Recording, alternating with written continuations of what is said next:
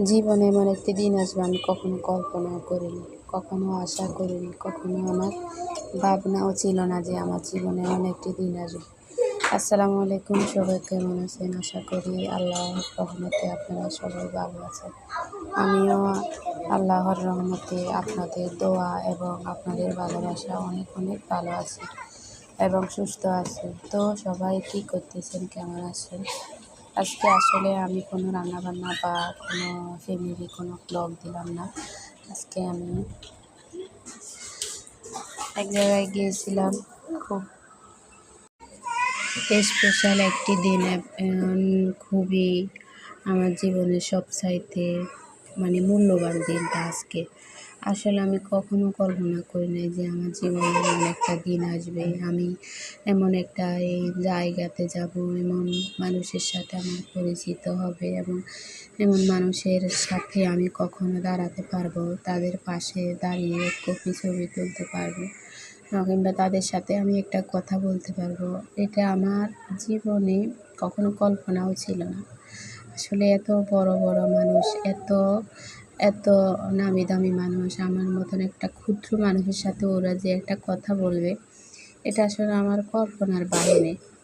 আসলে আমি আমি কখনো কল্পনাই করি নাই। আমি আসলে আমার কাছে আজকে দিনটা এত স্পেশাল ছিল, হ্যাঁ, এত এত খুশি লাগতেছিল তখন, যখন আমি এই জায়গাতে যাব না কিংবা উঠবো, এই জায়গাতে যখন আমি উঠতেছি, তখন আমার ভিতরে যে কি হতেছে সেটা আমি জানি আর আমার আল্লাহ জানে।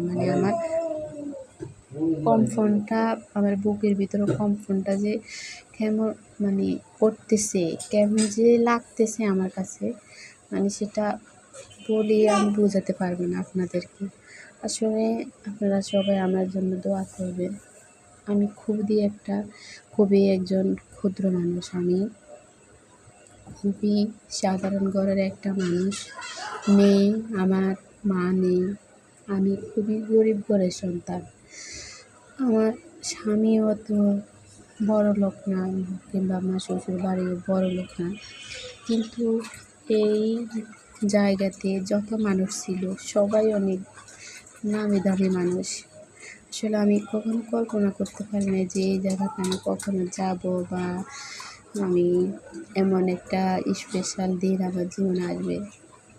সব কিছু আল্লাহর একটা নিয়ামত, আর তার পিছনে যে সব সময় এবং সবচাইতে বেশি গুরুত্বপূর্ণ, সে হলো আমার হাজবেন্ড।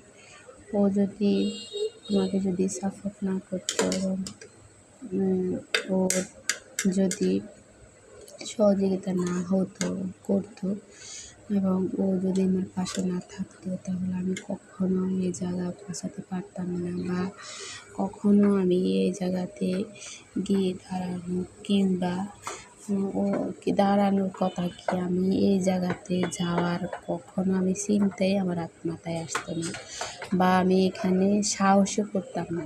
কিন্তু আমার জায়গায় সবসময় আমার পাশে ছিল, সে সবসময় আমাকে সাহস দিয়েছিল।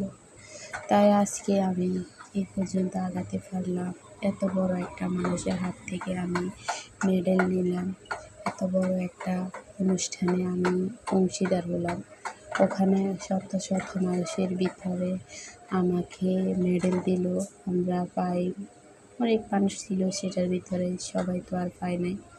আমরা কিছু মানুষ সেখানে আমাদেরকে সেলিব্রেশন করলো, সবাই অনেক অনেক আনন্দ করলাম ওখানে। আমাদের আজকে দিনটা খুবই স্পেশাল এবং খুবই সুন্দর কাটছিল, কিন্তু দুর্ভাগ্যবশত আজকে আমার এত সুন্দর, এত বড় একটা দিনে, এত সুখের দিনে, এত খুশির দিনে, যে আমার সবচাইতে কাছের মানুষ, যে আমার সবচাইতে মূল্যবান মানুষ, আমি তাকে পাশে পেলাম না, আমার স্বামী, উনি যেতে পারে নাই। খুব কষ্ট লাগছিল আমার, যে সেলিব্রেশন, আসলে ওর থেকে তো অনেক খুশি লাগতো আজকে ও যখন সামনে থেকে দেখতো, কিন্তু ভাগ্যক্রমে খুবই খারাপ লাগতেছিল। তখন আমার কিন্তু খুব মিস করতেছিলাম আমি আমার জামাইকে, কিন্তু আমার জামাই যেতে পারে নাই, ওর ডিউটি ছিল। তো সব কিছু মিলিয়ে সবাই দোয়া করবেন যেন আমার জীবনের দিনগুলো এভাবে যায়, আমি যেন আল্লাহ যেন আমার আশা পূরণ করে, আমি যেন এভাবে সুখে দুঃখে আমার স্বামীকে আমার পাশে পাই, এবং সব সময় আল্লাহ যেন আমাদের দুজনকে এভাবে ভালোবাসা, যেন এইভাবে একজনের প্রতি একজনের থাকে সম্মান ভালোবাসা, এবং আমরা মৃত্যু পর্যন্ত যেন একজনের পাশে থেকে কেটে দিতে পারি। এটাই আপনাদের কাছে আমার চাওয়া। আর সবাই আমার জন্য দোয়া করবেন, আল্লাহ যেন আমার আশা, আমার যে বাসনা আল্লাহ যেন পূরণ করে, এবং আমি যেন জীবনে কিছু করতে পারি, যেন আমি জীবনে কিছু না কিছু যেন করতে পারি, আল্লাহ যেন আমার আশাগুলো পূরণ করে। এটাই আজকে আমার খুবই ভালো লাগছিল। আমি আজকে সকাল প্রায় 8টা বাজে বের হয়েছি রুম থেকে আমরা। তো অফিসে যেতে যেতে আমাদের প্রায় 10টা, 10:30 বেজে গেছে। আমাদের প্রোগ্রামটা শুরু হওয়ার কথা ছিল 10টা, কিন্তু আমরা জ্যাম ছিল অনেক রাস্তায়, আবার অনেক সমস্যা হয়েছিল, আবার আমি অ্যাক্সিডেন্টও করছিলাম আজকে, এমন একটা দিনে আমি আজকে অ্যাক্সিডেন্টও করেছিলাম। তো সব কিছু মিলে আলহামদুলিল্লাহ তেমন কিছু হয় নাই। অ্যাক্সিডেন্ট করছিলাম আমি, গাড়িতে পড়ে গেছিলাম, কিন্তু আলহামদুলিল্লাহ ভালো আছে, কোনো ক্ষয়ক্ষতি হয় নাই। তবে আজকে এমন একটা দিনে এমন একটা দুর্ঘটনা ঘটে গেল, সেটা অনাকাঙ্ক্ষিতভাবে যা বাসায় বোঝানো যাবে না। তো আমাদের সেলিব্রেশন হয়ে গেল। সেলিব্রেশন হওয়ার পরে আমাদের স্যার, আমাদের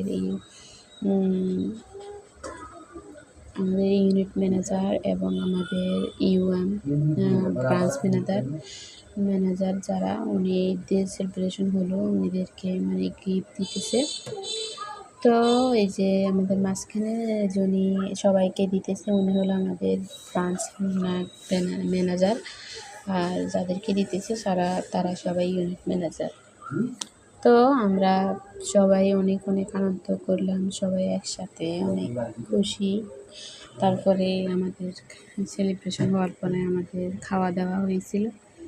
তো খাওয়া দাওয়া বলতে আমাদের যে ইউনিট উনি আমাদেরকে খাওয়াইছিল, আর অনেক ইউনিট ম্যানেজাররা উনিদের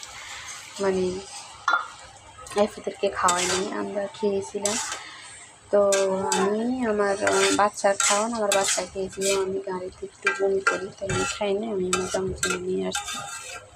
তারপর আমরা সবাই দুইজনে একসাথে আমরা আস্তে আস্তে সন্ধ্যা হয়ে গেছে, আসার পর আমার জামাই আর আমি একসাথে খেলাম, খুব ভালো লাগলো। তো সবাই দোয়া করবেন যেন আমাদের আগামী দিনগুলো সুন্দর কাটে, আর আমি কি কাজ করি এবং সেটা আমি আপনাদেরকে জানাবো। আর এখানে আসার পথে দেখতেছি এখানে আবার আন্দোলন হইতেছে, সবাই এখানে ভিড়